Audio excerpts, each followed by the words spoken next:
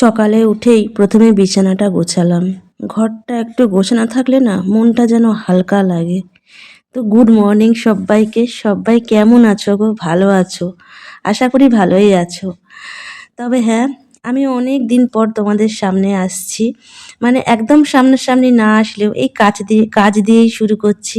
সকালবেলা যেমন প্রত্যেকদিন উঠে নিয়ে মুখ ধুয়ে ফ্রেশ হয়ে নিয়ে এই যে বিছানাটাই সবার ১ম এ তুলি। কারণ কি বলো তো, বিছানাটা যদি গোছানো থাকে না মনটা একদম যেন হালকা থাকে। মনে হয় অনেকটা ঘরের কাজ আমি গুছিয়ে নিয়েছি। তো সেই হিসেবেই গোছাচ্ছে। আর এখন তো শীতকাল, মানে শীতকালটা যাওয়ার শেষের দিকে। তো শেষের দিকে হলেও আমাদের এখানে এখন রাতের দিকটা ভালোই ঠান্ডা থাকে। মানে শুলে পরে পাতলা চাদর বা কিছু নিলে না ঠান্ডাটা কাটে না। তো সেইজন্য এই কম্বলটাই নিতেই হয়। তো কম্বলটা পাশে গুছিয়ে রেখে দেখো এই যে মশারিটাকে গুছিয়ে নিচ্ছি। কারণ মশারিটা আমি আর কি গুছিয়ে নিয়ে রাখলে না জায়গাটাও কম লাগে। আর এলোথেলো করে গুছিয়ে রাখলে না জায়গাটা অনেকটা বেশি লাগে। তো সেই জন্য মশারিটাকে ভালো মতন করে গুছিয়ে রাখছি। আর রাতে তো মশারি টাঙিয়ে শুতেই হয়, নাহলে ভীষণ মশা আমাদের এখানে। আর এখন এবার হালকা, হালকা যেহেতু গরম পড়ছে সেই জন্য না মশাটা অতিরিক্ত অত্যাচার মশার।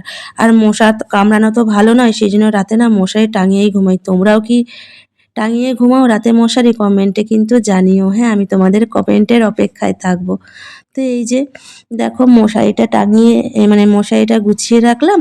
তারপরে এই যে কম্বলটাও রেখে দিচ্ছি।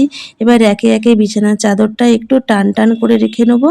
আর জানো তো এই যে বিছানাতে গদিটা দেখছো না, এটা একদম মানে বসে গেছে। এটা একটু রোদে দিলে পরে ভালোই হয়, কিন্তু ওই যে আমার একার দ্বারাই নয়, বরের আর কি সাহায্য লাগবে। তো বরের তো সময় হচ্ছে না, সেইজন্য ও পারছে না। তো দেখি একদিন বরকে বলবো সময় করে না হয় ছাদে এই গদিটা তুলে দিতে, তারপরে ভালো করে ঝাড়লেই না এই গদিটা একটু ফোলা, ফোলা হয়ে যাবে। তখন আর এত চ্যাপ্টা, চ্যাপ্টা লাগবে না। দেখি কবে করতে পারি, সবকিছুই সময়ের অপেক্ষায়। তো যাই হোক, দেখতেই পাচ্ছ দেখো চাদরটা ভালো করে গুছিয়ে নিলাম। নিয়ে এবার বালিশগুলো রেখে দিলাম। তারপরে ওই যে গ্যাসটা মুছতে চলে এলাম। তার আগে দেখলাম একটা ক্যাসারোল রাখা আছে, বাইরে বাসনটা বার করতে হবে। তাই বরকে বললাম একটু বার করে দাও না গো। তো গ্যাসটা একটু ভালো করে মুছে নিচ্ছি। কারণ রাতের দিকে তো রুটি হয় না, ভীষণ ভুসিগুলো পড়ে রুটির। মানে রুটি করলে কতটা গ্যাস ময়লা হয় তোমরা তো জানোই। সেই কারণে এইগুলো করতেই হয়। আর কিছুটা কুল নিয়ে এসেছিলাম ২ দিন আগে। তো কিছুটা চাটনি করেছিলাম আর কিছুটা আছে একটু কাঁচা, কাঁচা ছিল। তাই সেগুলো দেখছি যে এগুলো ভালোমতো শুকিয়েছে কিনা, তাহলে চাটনি করব।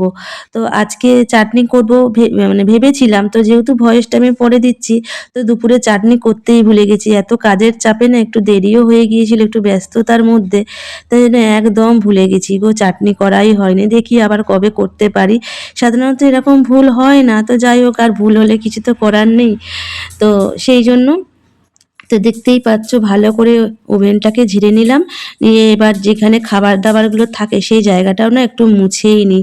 কেন জানি না মনে হয় ধুলোগুলো যেন উড়ে, উড়ে আর কি এসে পড়ছে। আর এই যে কাপড়টা ভালো করে ধুলাম, ধুয়ে নিয়ে এটা মেলে দিচ্ছি। এখন তো টানের সময় খুব তাড়াতাড়ি শুকিয়ে যায়। আর এই যে দেখো বেসিনটাও পরিষ্কার করছি। এই ছোট, ছোট কাজগুলো তো আমাদের দিনের শুরু বলতে পারো। প্রত্যেকটা হাউসওয়াইফদের এটা আমাদের দিনের শুরু। মানে এগুলো করতেই হবে, এরকম একটা ব্যাপার। আর এই বেসিনটায় রাতে খাবার বাসনগুলো থাকে, তো সেই জন্য প্রত্যেকদিন আমি না বেসিনটাকে মেজে নিই।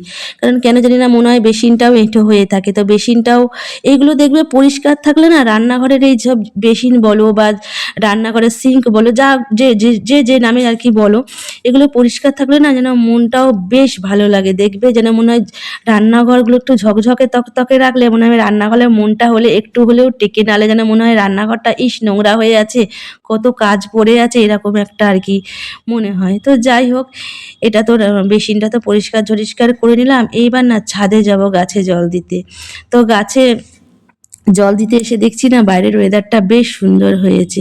তো গাছে জল দিতে, দিতে যেন আমার হঠাৎ মনে হলো আমরাও ঠিক এই গাছেরই মতন। রোজ একটু, একটু যত্ন চাই, না হলেই তো শুকিয়ে যাই। মানে এরকম।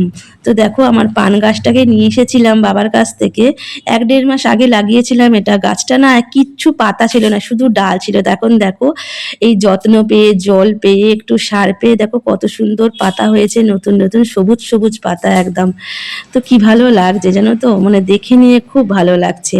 আর একটা তোমাদের জিনিস দেখাবো আমি, তো তার আগে দেখিয়ে দিই, দেখো চারপাশটা কত সুন্দর ঝকঝকে তকতকে লাগছে, ওয়েদারটা রোদ উঠেছে এই সময়ে, সময়টা না ভীষণ ভালো লাগে। আর এই দেখো এইটাই তোমাদের দেখাচ্ছিলাম, আমার জবা গাছে দেখেছো কত সুন্দর সুন্দর কুঁড়ি এসছে, কিন্তু কুঁড়ি আসলে কি হবে, দেখো কেমন পোকা লাগছে।